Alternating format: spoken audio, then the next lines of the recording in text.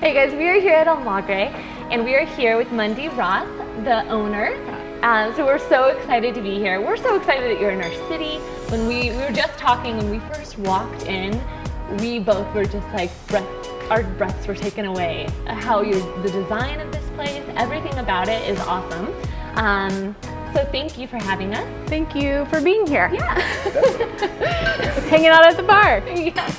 So let's just go straight into the name. What does the name mean? Yep, so when I was doing some research on the history of Colorado Springs on Visit COS website, I did a deep dive and learned about just kind of our heritage, about the Ute Indians, about the Spanish and French settling here, and it means red clay in Spanish. And there's actually an Almagre mountain right next to Pikes Peak that you can hike. Oh, nice. Really? So Almagre for us is just our homage to our love of place, our love of Colorado Springs, the idea of bringing community together, and so that is how the name came to be. I love that very name. cool. Yeah. And we love your location because it's really hard to find a good cocktail on kind of the central northern part of Colorado Springs, and so we don't know of a place on Academy or in northern Colorado Springs, and so we looked you up on Yelp and found you.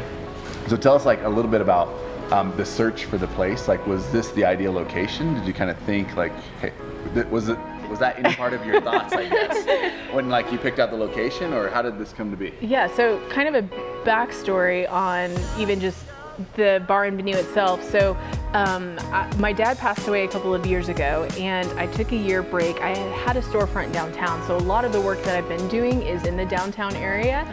And I took a year off just to kind of take pause, breathe, think about what's next. And I've always wanted to have a venue.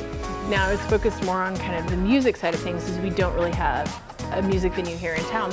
So a music venue, a bar, obviously with my husband and Axe in the Oak, we dialed in the bar scene, we got that, so thought, let's try it. So we went to Santa Fe for the weekend. That's where I was kind of dreaming this up. Came home, and 2 days later I ran into my friend Grace, and I was like, what are you doing? She's like, I'm crunching numbers for a venue and a bar. And I said, get out of here. I literally was just in Santa Fe for the weekend, talking with my husband, and I want to open a venue and a bar. Would you ever consider doing this with me? And so she's like, let me go home, let me think about it. Called me a couple days later, and the rest is history. So it's so fun that we get to do this together. You know, obviously my heart is for the music and the arts piece of it, but I've also really enjoyed the venue side as far as bringing people together for weddings and celebrations. Yeah. I mean, it's all really beautiful and special that we get to do here. So when a wedding party does book your venue, how many people can you host? Yeah, so it's quite deceiving because in this space it feels, I mean, Right. when we're not COVID, we can seat about 45 guests. In the back, behind these doors, we can seat up to 150. Okay. So our max capacity actually in the venue is 250. Okay. So it's quite large back there, although it seems like, and it's so funny because if people haven't been back there, I'll open the door and they'll be like, whoa. Yeah. And It's then surprising. It's surprising.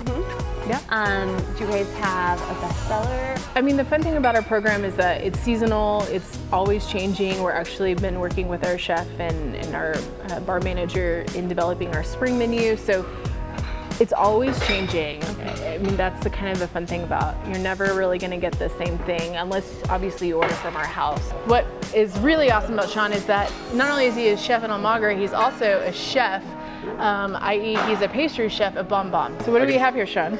So this is our one of our many boards that we do. It's the Uljiro board, which is a neighborhood in Seoul, South Korea. It's known for its Korean barbecue, and usually the way you eat it is you take one of these pieces of red leaf lettuce, smear a little bit of the barbecue sauce on there, piece of pork belly, maybe some kimchi or some veg, and just eat it like a little taco. If you like this video, be sure to give us a follow, Almagre Collective. Also, make sure you follow Summit Group. And if you share this video, you get entered for a $50 gift card here at Almagre. That was Yay! incredible. That was so good! This is not my first rodeo. Oh, I know.